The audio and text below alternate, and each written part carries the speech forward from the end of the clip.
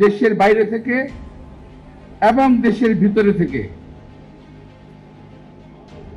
এই আলেম ওলামাদের সঙ্গে, ওলামা মাশায়েখদের সঙ্গে একটা দূরত্ব ভেদ সৃষ্টি করার চেষ্টা করছে।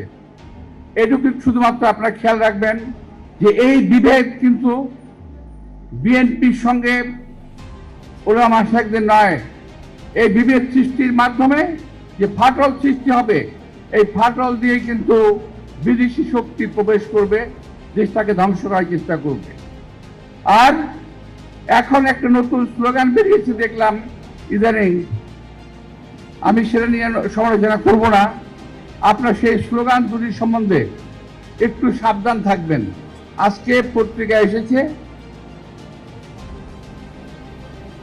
ওই স্লোগান দুটি দেখলাম, আমিও বুঝি না এটা অর্থ কি। আমি কিন্তু এখনো বুঝি নাই কাকে দ্বিতীয় স্বাধীনতা বলে।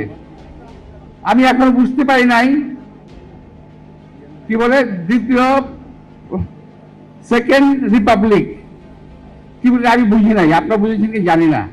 অর্থাৎ একটা উছিলা ধরে, একটা বিশেষ উছিলা ধরে জাতির মধ্যে বিভেদ সৃষ্টি করার চেষ্টা চলছে। দয়া করে আপনারা খেয়াল রাখবেন। আর আপনাদের মতো এরকম একই রকম পোশাক পরা এক শ্রেণী ওটাকে বাতাস দিয়ে যাচ্ছে। দয়া করে আপনারা ওই দিকটা একটু সামাল দেবেন। ইনশাল্লাহ দেশ, আমাদের নেতা তারেক রহমানের নেতৃত্বে এই বাংলাদেশকে আমরা এগিয়ে নিয়ে যাবো সবাই মিলে ঐক্যবদ্ধভাবে।